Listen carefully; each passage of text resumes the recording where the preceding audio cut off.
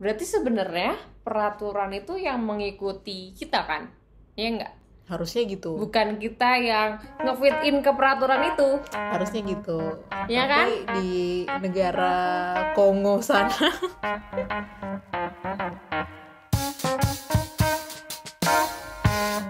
welcome to keresahan Amalia. Apa nih? Aku resah terus ya. Keresahanku akan peraturan nih.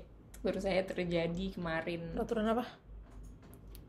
Peraturan. Sebenarnya kenapa sih harus ada peraturan, Vince, menurut kamu? Supaya orang yang gak mempergunakan akalnya itu bisa tetap tidak merugikan orang yang menggunakan akal. Jadi peraturan itu dibentuk berdasarkan apa? Berdasarkan sesuatu yang chaos nih, mau diorderkan, diatur lah gitu. Sebenarnya peraturan itu bisa direvisi nggak sih? Bisa lah, Bisa kan? harusnya bisa. Direvisi itu sesuai apa? Sesuai relevansi zaman. Aduh. Dan situasi juga kan? Iya. Dan harusnya si peraturan ini bisa mengcover setiap situasi, ya nggak? Iya, general. Itu tergantung sebenarnya. Gimana menurut kamu? Ya, maksudnya bisa aja ada peraturan generalnya, terus untuk hal spesifik diatur-atur lagi nih. Ya iya, kayak gitu. Ya berarti in every condition kan harusnya dia bisa diterapkan. Iya, Itu kan? Iya. Nah, berarti sebenarnya peraturan itu yang mengikuti kita kan? Ya nggak?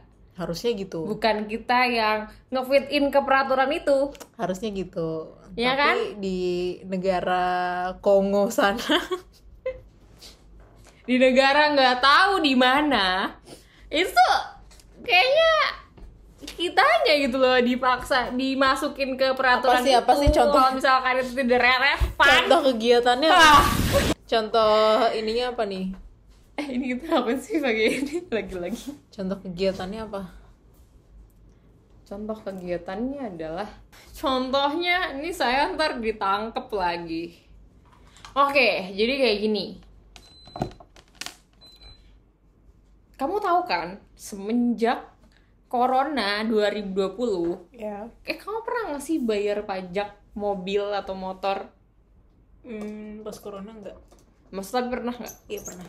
Kemana? Ke Samsat. Samsat yang di ITC? Samsat yang di itu Pusat. di desa pernah, di pusat Depok juga pernah. Mereka kan menyediakan layanan online. Ada yang bilang katanya kalau online bisa dikirim ke rumah. Iya, Sekarang enak gampang banget, gampang banget gitu. Tapi aku belum pernah sih, soalnya Ya, nggak percaya. terjadi di kota Depok ini guys gitu. Wah, ditangkap siapa nih? Nih, mbak Apa yang sih pakai baju kamu jadi abu-abu. kamu ngapain? Nah, ya udah bayar pajak secara online. Terus udah kan dapet buktinya. Buktinya tuh bentuknya kayak apa sih? Singkatan SLKJJBBD itu. Aku nggak ngerti kenapa Kayak sih negara kita suka banget nyingkat sesuatu tuh kayak gitu. Kenapa nggak dinamain aja, gue juga nggak ngerti. Biasa ini kalau di SNK kalian ada SNK sama bukti bayar pajak di baliknya kan. Nah, karena bayar online, lo tuh dapet bukti digital, bentuknya tuh sama banget kayak bukti bayar pajak yang asli, yang printan dari mereka. Cuman bedanya digital, terus warnanya beda gitu. Udah nih bayar pajaknya, tapi kita kan harus dapet yang aslinya. Yang aslinya itu kita harus kesana juga. Terus poinnya apa? Poinnya apa? Oke, baiklah, gue kesana. Kamu kesana?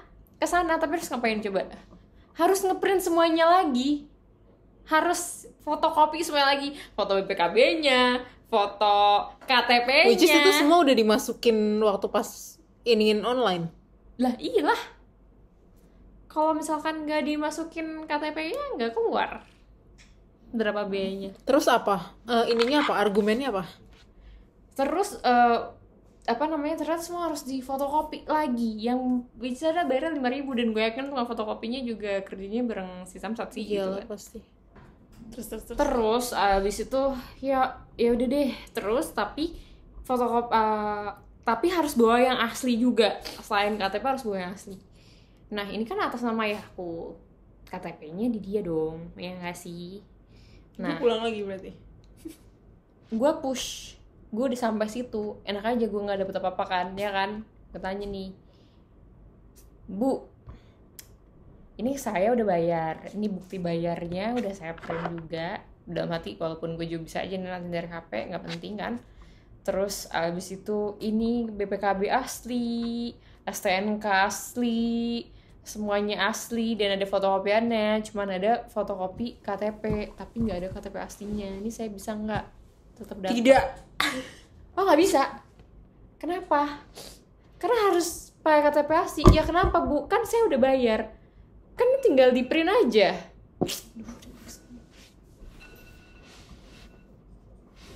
Kan ini tinggal ibu print aja sebenarnya, terus dikasih ke saya buktinya gitu kan. Ya nggak bisa coba tuh ke sebelah, dioper Apa gua. itu ke sebelah?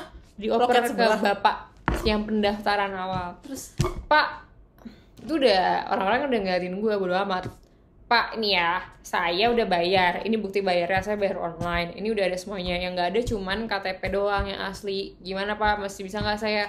Saya bilang nggak bisa, harus KTP asli. Kenapa? Ya memang peraturannya begitu. Terus aku bilang, Pak kan saya udah bayar, ini udah ada buktinya. Kecuali saya belum bayar, ini udah ada bukti dan lain-lain, cuman gara-gara KTP doang. Dan ini KTP-nya bener ini orangnya. Nggak bisa Mbak, ini KTP bapak saya nih, Bapak lihat aja KTP saya nih, alamatnya sama. Aku bilang apa yang ngomong kayak gitu. Bapak mau lihat mukanya juga sama gitu. Kayak gue nggak bohong di sini dan gue udah bayar gitu loh. Gue cuman butuh bukti yang aslinya doang gitu. Terus habis itu nggak bisa. Gue kalau mau Mbak ke Samsat pusatnya aja gitu loh. Terus oke, tapi di sana bisa Pak. Maksud gue adalah kalau di sana bisa, ya udah gue kesana. Iya nggak bisa, ya nggak tahu, nggak bisa dia bilang gitu. Dia nggak tahu juga. Iya maksudku adalah dia cuma main oper-operan doang, biar tuh lo kengototan biar bukan lo, urusan gue. kengototan lo tuh sampai sana tuh juga nggak bisa karena emang peraturannya. Tapi kayak peraturan apa sih? Apa gitu loh? Apa yang sampai akhirnya harus ngasih KTP asli? Terus gue bilang aja, iya bapak saya tuh di luar kota, gak bisa. Jadi gimana itu harus dikirimin apa segala macem, dan gue udah di sini dan udah ada semua, kayak nggak make sense gitu kan. Terus habis itu dia bilang, Mbak kesana aja. Oh kesana bisa, karena kalau dia bilang bisa, oke bapak namanya siapa? Saya akan bilang kesana. Kalau menurut bapak itu bisa. Pasti gue ngomong kayak gitu. Nah, enggak bisa. Dia bilang gitu. Jadi intinya saya pulang dengan tangan kosong. Dia bilang, duh. Terus aku bilang juga, ini ngapain ya? Kalau gitu ngapain Pak online gini? Ya biar ibu nanti nggak telat bayarnya. Terus tapi kalau ujung-ujungnya saya harus kesini, ya nggak perlu sih Pak gitu kan. Gue ketawa-tawa aja, kayak ketawa-tawa. Ini aneh banget sih Pak, terus apa gunanya ya? Nggak jelas banget. Akhirnya gue bilang, gue pergi, nggak jelas banget, ngapain ada online nggak penting, gue bilang gitu. Aduh, nggak jelas. Ya udah akhirnya gue bawa tuh KTP bapak gue. Cuman kan karena emang dia nggak selalu ada di rumah, jadi sebenarnya suatu saat nanti harus nunggu dia dulu kan, ya nggak sih? akan Jadinya mengulang hal yang sama. nggak, sangat amat tidak praktikal gitu loh. Terus akhirnya gue mikirin itu kenapa sih KTP asli ini. Terus gue mikirkan, oh mungkin iKTP ya, elektronik KTP, mungkin ada mesin buat nge-scan gitu kan, Nambah datanya apa gitu ya. atau datanya bisa kebaca nih. Ini Ya udah dream kan. banget. Akhirnya besoknya ya kita ke yang pusat nih ya, karena aku tahu kalau misalkan balik lagi ke yang kan maksudnya kayak kalau di bank tuh bank cabang pembantu ibaratnya gitu loh, itu tuh cabang pembantunya itu tuh bakal nyampur sama yang bayar juga, jadi mendingan ke pusatnya biar sekalian beda gitu loh antriannya. Nah akhirnya ke yang pusatnya, terus abis itu ditanyain lah, Mbak ini kenapa sih harus pakai KTP asli? Terus habis itu karena peraturannya. Iya kalau misalnya ternyata KTP-nya cuma dilihat doang, kayak udah itu doang. Iya karena Terus akhirnya dia ngotot, ya kenapa, emang nanti ada scan-nya atau apa? Ya enggak. Terus Dilihat terus dia keasliannya doang. Iya cuman nunjuk ke banner gitu, itu peraturannya. Gimana ya? Ngerti gak sih maksud aku? Nggak bisa sih ya, Mereka tuh nggak mikir apa ya, kerugian kita akan waktu yang dikeluarkan hari itu untuk ngurusin itu semua, terus besok datang lagi untuk hal itu gitu. Dan mereka nggak mau tahu, orang-orang tuh nggak mau tahu kalau misalkan lo udah jauh-jauh dari mana datang ke situ gitu. Pokoknya peraturannya kayak gitu.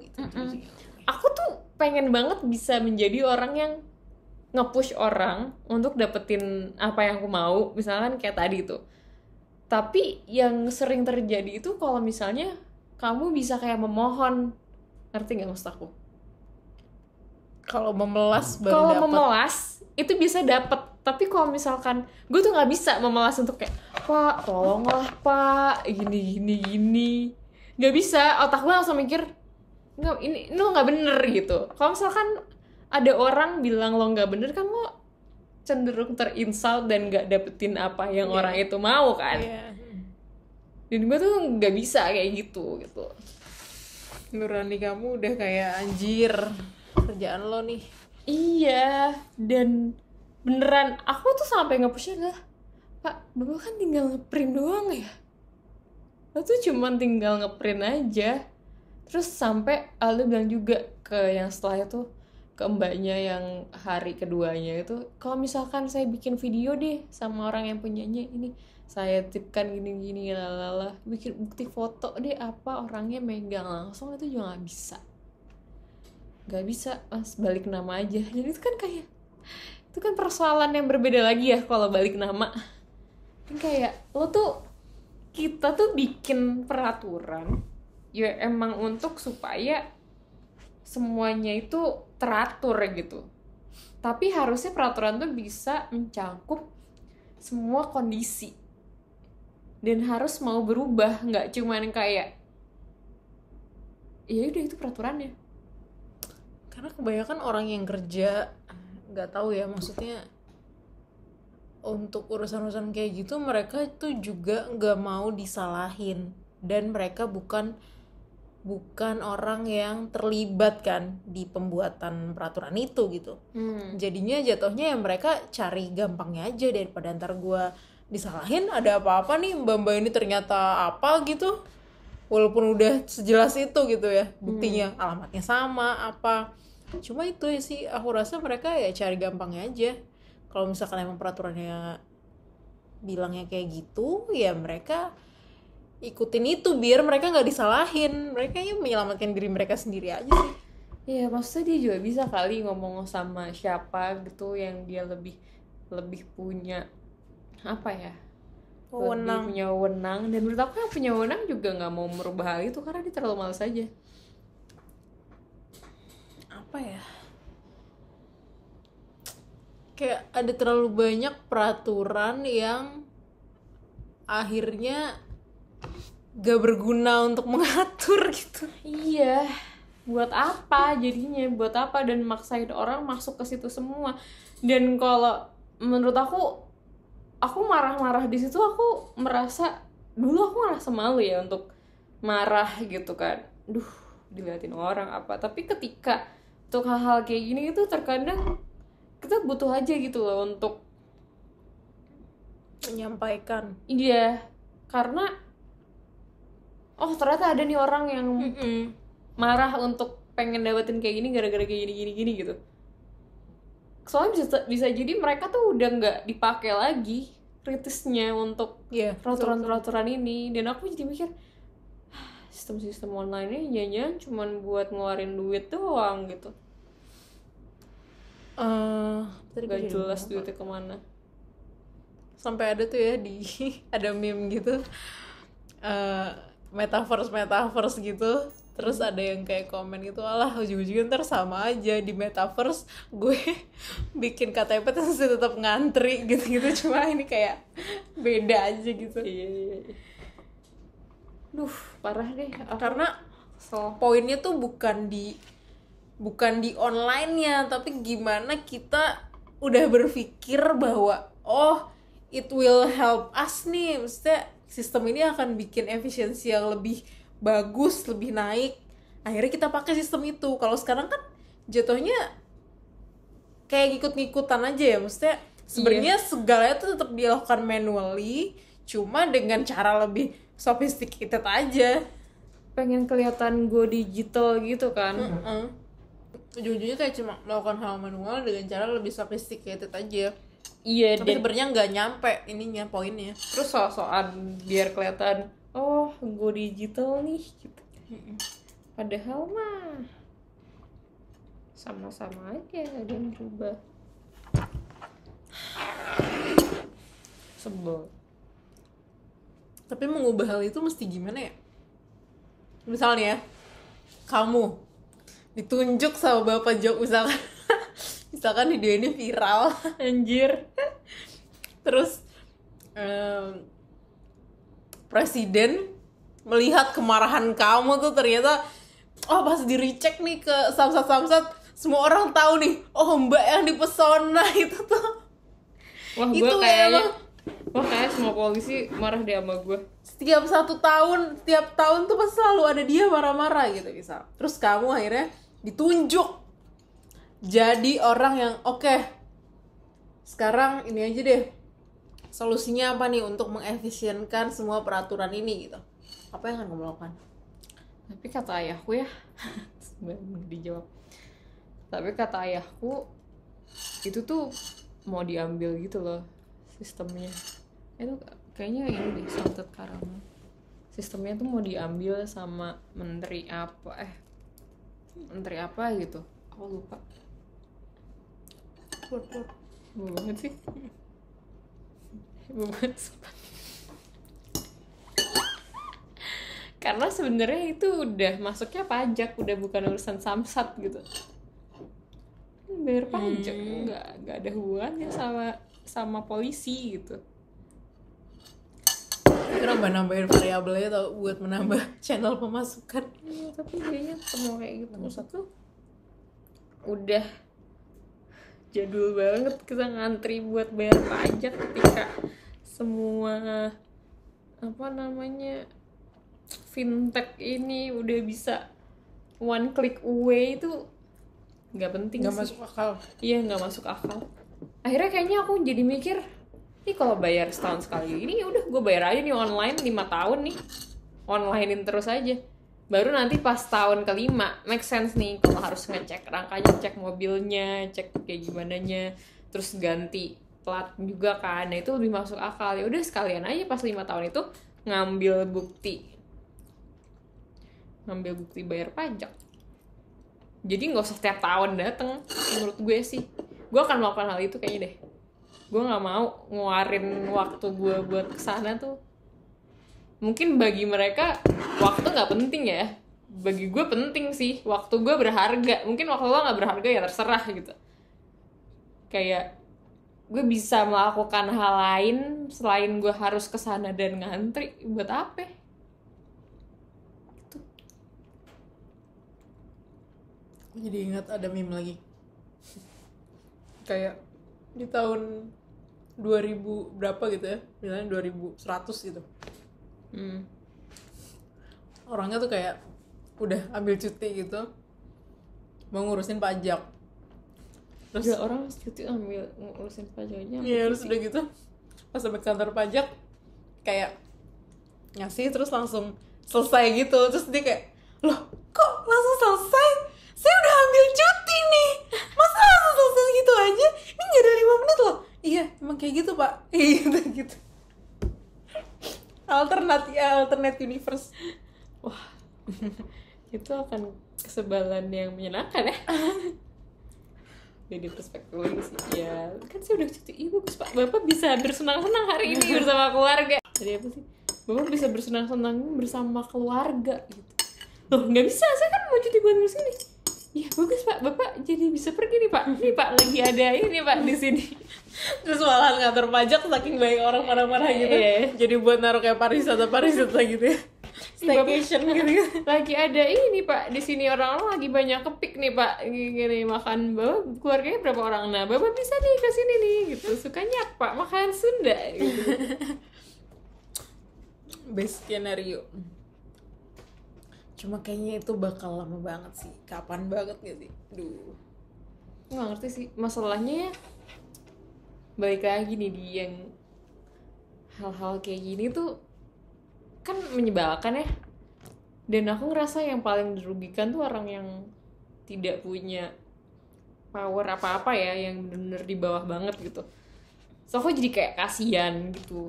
Terus udah kayak gitu gimana ya, karena kita udah terbiasa sama hal-hal kayak gini, orang-orang di atas kebanyakan tuh saya orang-orang kaya nggak bayar sendiri, bayar pajak ini pasti mereka nggak ngurusin. Iya. Dan mereka cenderung bayar orang lagi buat ngurusin hal ini. Jadi antara yang apa ya, penyelenggara ibaratnya tempat bayar-bayar kayak gini dan orang yang mau bayar, itu udah ke mold gara-gara kondisi ini gitu loh. Ngerti gak maksud aku? Kayak ibaratnya Aldo deh. Aldo tuh nggak pernah bayar pajak kayak gini. Terus dia biasanya bayar orang buat ngurusin kayak tukang ojek gitu. Pak tolong ya bayarin pajak saya ini. Oh iya oke.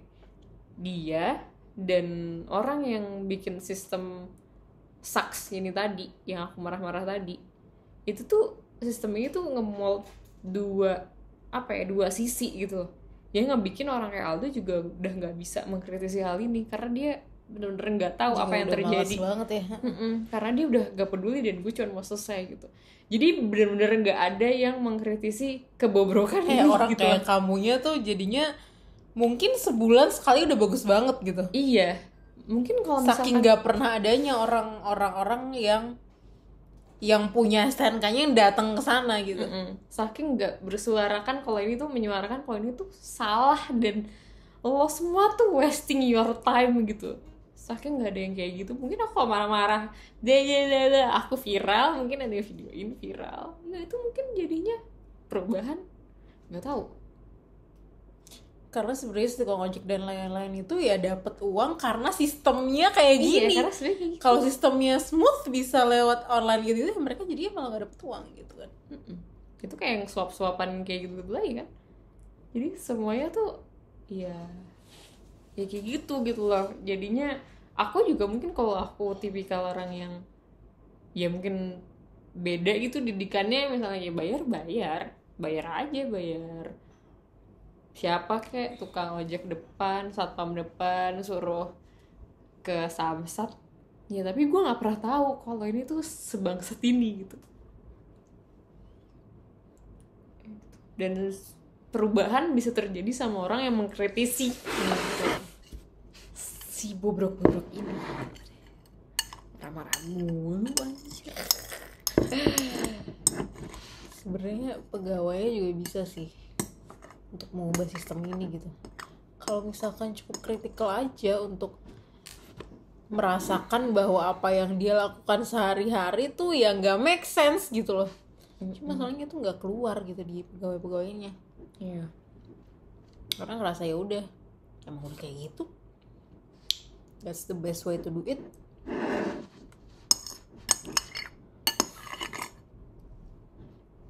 Pengalaman kayak gitu-gitu nggak pernah enak deh. Maksudnya selalu bikin marah gitu loh. Kayak berarti mereka tuh udah ngomongnya ya udah ikutin aja emang kayak gitu. Tapi ya emang hal itu tuh, hal peraturan ini yang bikin siapa ya Tuhan? Kan lu juga yang bikin, berarti kan sebenarnya bisa dirubah. Kayak nggak ada option gitu. Padahal mereka yang bikin. So stupid gitu.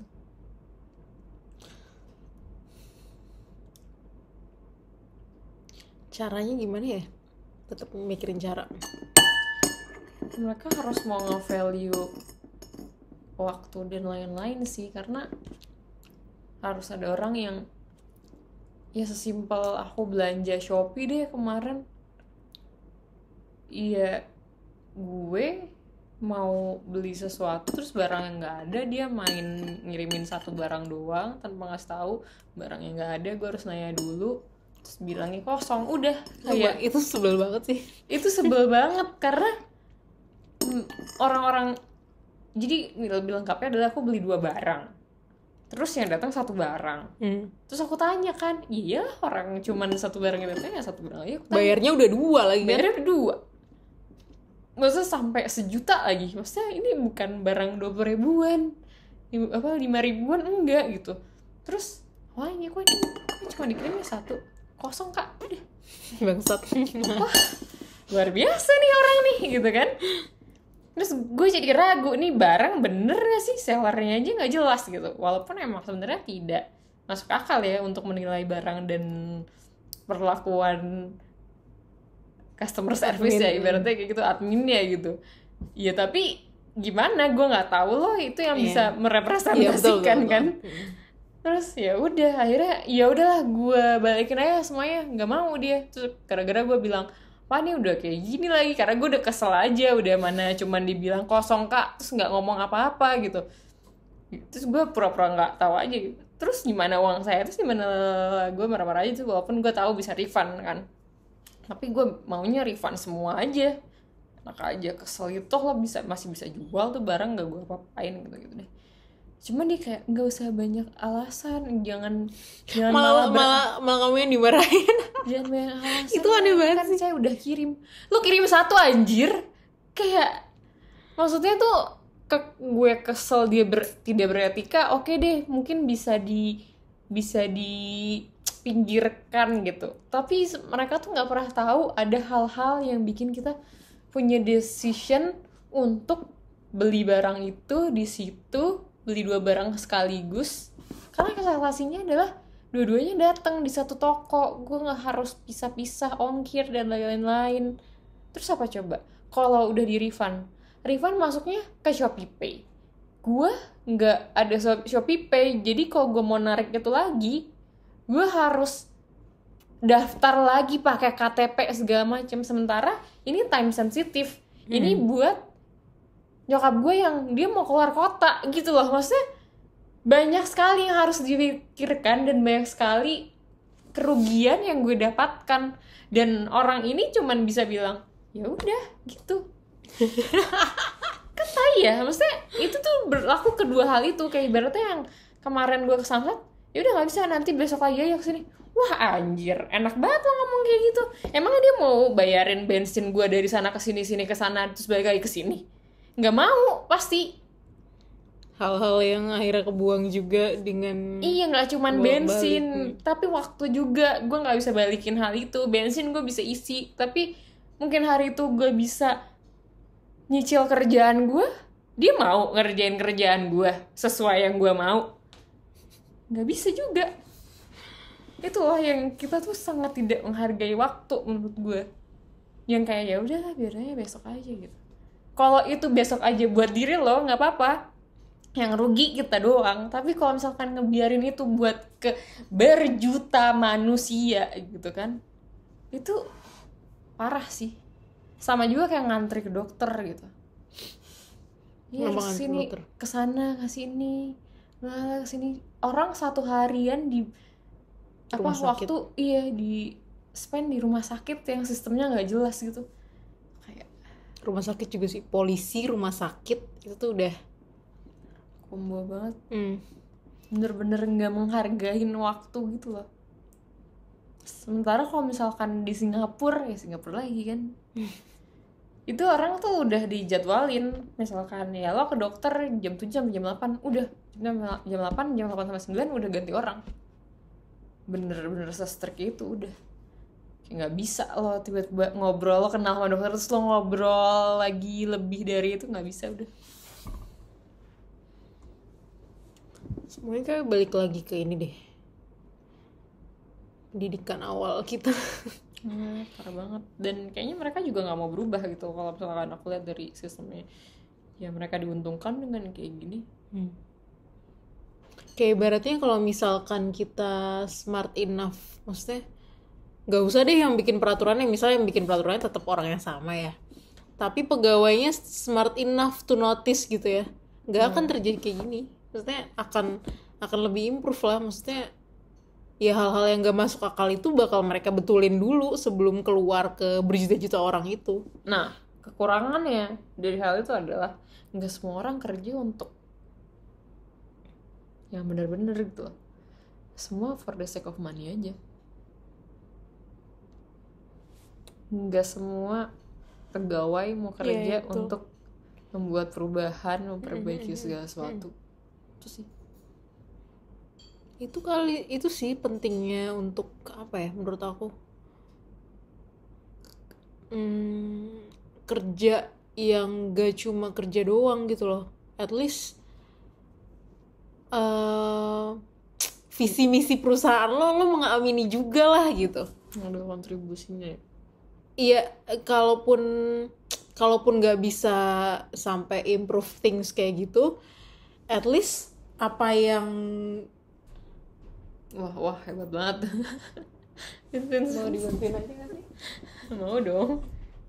Sampai situ doang. Kemampuan itu sampai situ. Wow. Kamu fokus pakai apa deh? Thank you. Oke, kuning. Aci kuning. Ya mana tadi? Jadi apa sih menurut kamu apa yang bisa merubah sebuah sistem kalau dari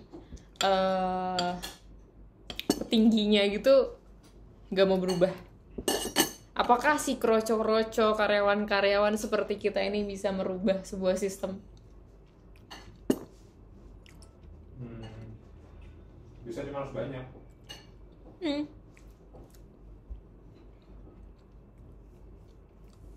cuma harus banyak banget. Kayak demo gitu.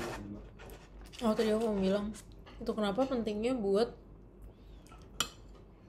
itu sih, balik lagi kayak kerjaan lo kan takes up minimal banget 8 jam sehari ya. Itu udah sepertiga hidup lo gitu, sepertiga dari 24 jam. Aneh banget kalau misalkan Banyak banget, buset. Terus gitu tetep aja. Aku paling makan 2 biji. aneh banget kalau misalkan 8 jam itu bener-bener hanya untuk finishing task. Sementara lo punya otak yang bisa dipakai lebih dari sekedar nyelesain apa yang, maksudnya finishing task tuh lebih ke kayak administratif, hal administratif yang saat ini masih belum ada robot yang bisa ngelakuin hal itu gitu. Yang repetitif, itu aja, misalkan kayak apa sih, fotokopi kayak gitu, misal hal kayak gitu. Harusnya dengan kemampuan orang, ya kemampuan otak manusia ya, bisa ngomong bisa sampai Mars, masa ininya ini dulu ya. Contohnya Mars dulu. Iya, otak manusia bisa sampai Mars. Tapi ada nih orang-orang yang fine aja dengan misalkan fotokopi, nulis ulang, notulensi, terus dapat uang dari situ. Itu gak apa-apa, hidupnya tuh sepertiga hidupnya dilakukan dengan melakukan hal-hal kayak gitu doang, dia merasa gak apa-apa. Itu aneh banget. Padahal itu adalah ibaratnya kalau HP sama-sama Samsung gitu, sama-sama manusia ini tuh. Kenapa? Why? Terus kata orang marah. Emang kan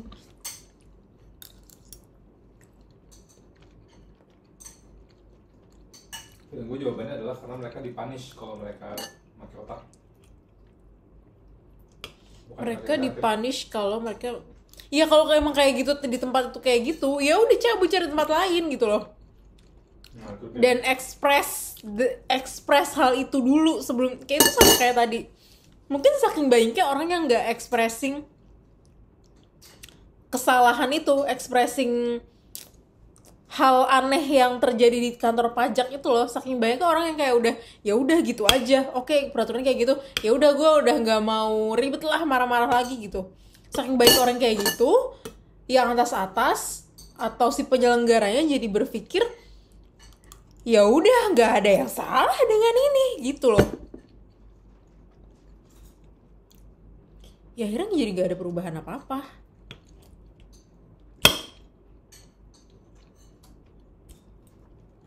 Emang semuanya tuh balik lagi ke ini sih, sekolah. Kayak lo sekolah yang pada yang bener. Cuma gimana ya, mau dibilang sekolah yang bener juga zaman dulu kita nggak mendapatkan pendidikan yang sebenarnya itu sebenarnya.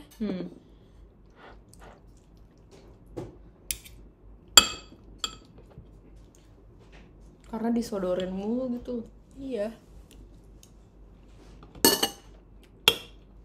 Emang jadinya cara didik orang tua lagi yang bisa ngebikin itu. Jadi baiknya nggak semua orang punya anak. Tetap Ada standarnya. Aduh, nggak tahu sih. Kalau misalnya dia dipunish buat kayak gitu kan rentetannya panjang gitu loh. Kan dia dipunish nih kalau dia mau ngeritik.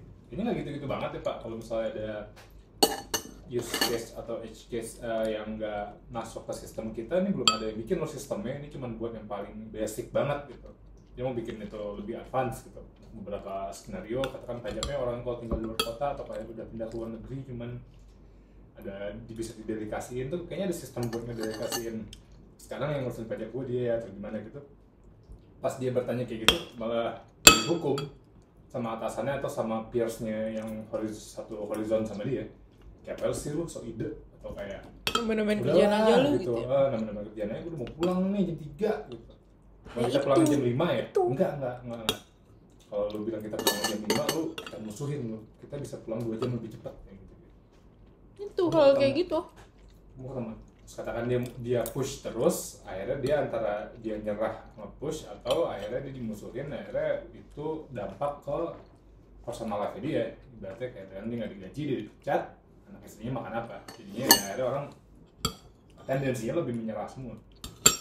Dan kalaupun Playing dia safe ya? Iya, kalaupun dia mau berubah pasti nggak berubah di tempat itu, pasti dia berubah ke tempat lainnya. Jadi deh gue pindah ke tempat yang itu hal katakan fenomen apa tuh, fenomen critical thinking tidak dipunish, berarti bukan situ tempatnya. Berarti tempat itu akan terus-terusan menjadi seperti itu aja. Iya. Atau berubah tapi lama banget. Oh, baiknya kita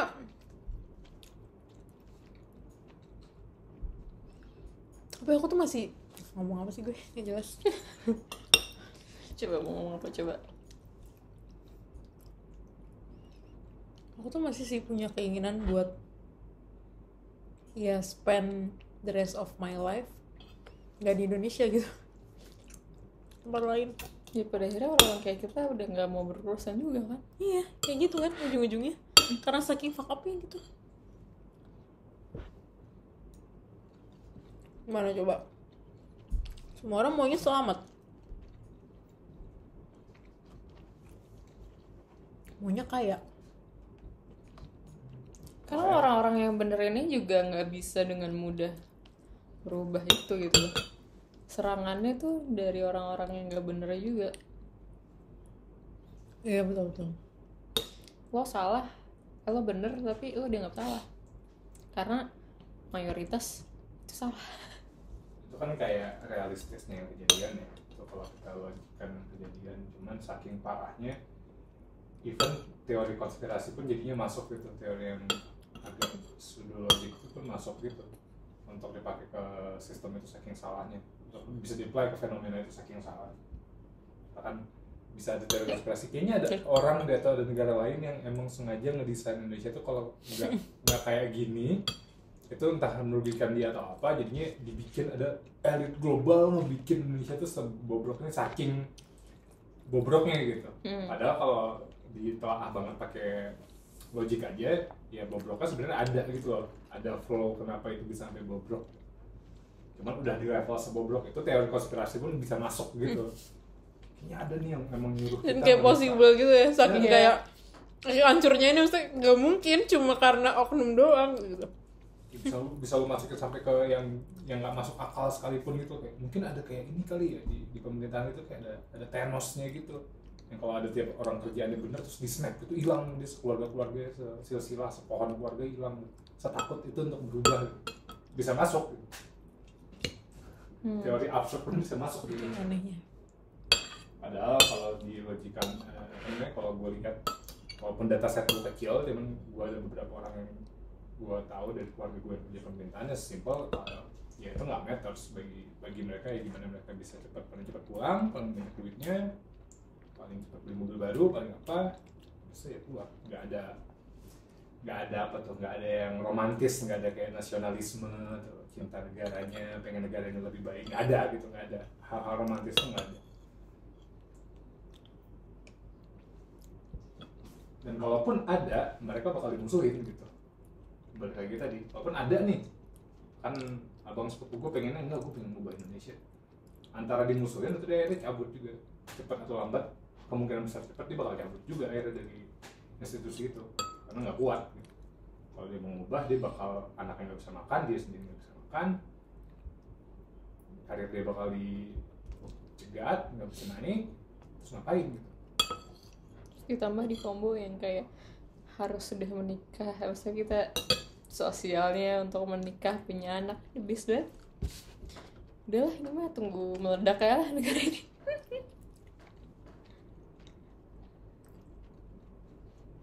Makanya kalau matriksnya cuman kayak apa katakan, tapi Indonesia sebenarnya sekarang menuju dunia maju secara pendapatan per kapita gitu. Kan itu kan cuman kayak pendapatan per kapita didapat dari mananya, kan banyak yang missing dari statistik gitu tau gak sih? Yeah. Kayak didapatnya gimana dan kawan-kawan, kayak happiness rate atau kayak fulfilling rate nggak ada gitu. Yang emang belum, kayak mungkin 700 tahun lagi. Peduli amat nggak sih sama happiness kita kayaknya. 700 tahun lagi, 1000 tahun lagi baru kita ada kayak semacam, atau Asia Tenggara Union, kayak semacam European Union yang orangnya mikirin itu gitu, bukan per negara lagi, ada folder gede di atas negara yang ngurusin kayak satu kontinen gitu, yang emang jadinya semuanya ribet, semuanya ada aturannya gitu, cuman at least ada aturannya gitu. Nah, sekarang kan bebas banget kita. Iya, sekalinya ada aturannya bodoh aturannya, terus yang harus diaturin nggak ada aturannya, dia udah. Dan itu kan ngaruh juga ke orang-orang kayak gue kalau gue mau ngurusin SIM ya karena gue tahu itu aturannya bobrok, ya mending gue nembak gitu. Akhirnya kedampak juga sama orang yang katakan against hal itu gitu. Orang against hal mention. Jadinya kedampak juga, karena kan manusia kan lihat kiri kanan banget sebenarnya orangnya. Kita makhluk sosial kan sebenarnya instance of itu bukannya kayak gitu kan. Bukan hanya sekadar kita suka ngerumping-rumping gitu. Itu lihat kiri kanan, ya karena kita maunya fit in. Kita bilang di mana sih? Betul. Supaya bisa beradaptasi, supaya punya rasa nyaman. Karena kalau nggak nyaman kita nggak hidup feel safe gitu loh.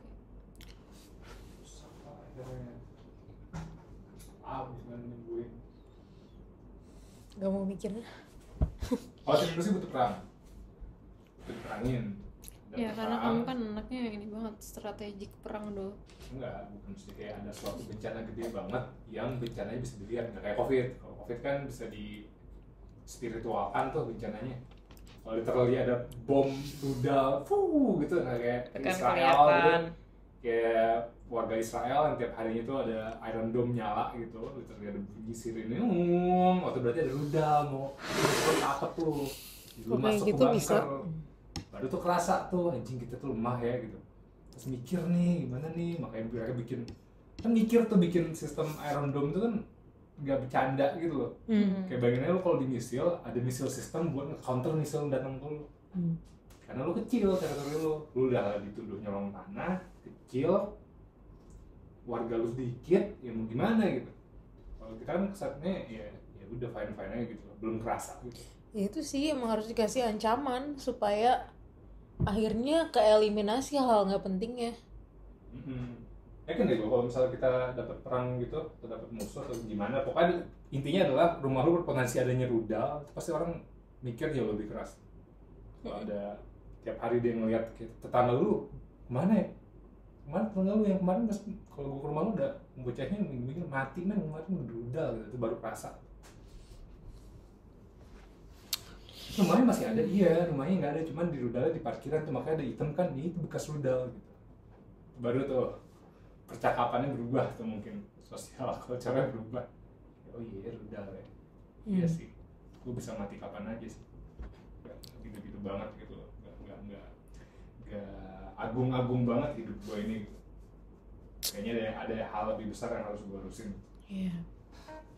Kalau sekarang jatuhnya everyone wants to save themselves aja gitu.